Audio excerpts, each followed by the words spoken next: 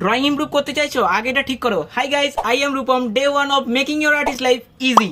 তো আজকে আমি পেন্সিল হোল্ড করা নিয়ে কিছু কথা বলবো। ড্রয়িং এর সব থেকে বেসিক পার্ট হলো পেন্সিল গ্রিপ। পেন্সিল গ্রিপ অনেক প্রকারের হয়ে থাকে, এর মধ্যে দুটো সম্পর্কে আমি আজকে বলবো। এক ট্রাইপড গ্রিপ, আরেকটা হচ্ছে ওভারহ্যান্ড গ্রিপ। কি বুঝতে পারলে না এই দুটো গ্রিপ সম্পর্কে? চলো আজকে এই দুটো গ্রিপ সম্পর্কে সহজভাবে জেনে নেওয়া যাক এই শর্ট ভিডিওর মাধ্যমে। এই গ্রিপটাকে আমরা ট্রাইপড গ্রিপ বলে থাকি। এই গ্রিপটা তোমরা সবাই হয়তো ইউজ করেছো, রাইটিং এর ক্ষেত্রে ইউজ হয়ে থাকে এই গ্রিপটা। আর আর্টিস্টরা এই গ্রিপটা ইউজ করে থাকে ছোট ছোট ডিটেল ওয়ার্ক করার জন্য।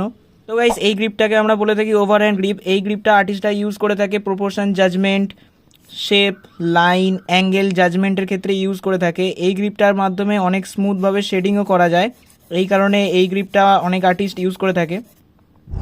তো গাইস, তোমরা এই দুটো গ্রিপের মধ্যে কোন গ্রিপটা সব থেকে বেশি ইউজ করো আমাকে কমেন্টে জানিও। ভিডিওটা ভালো লাগে তাহলে এটা লাইক করে দিও, শেয়ার করে দিও, আর এরকম নিত্য নতুন টিপস এন্ড ট্রিক্স আগে পাওয়ার জন্য আমার চ্যানেলটা সাবস্ক্রাইব করে রেখো।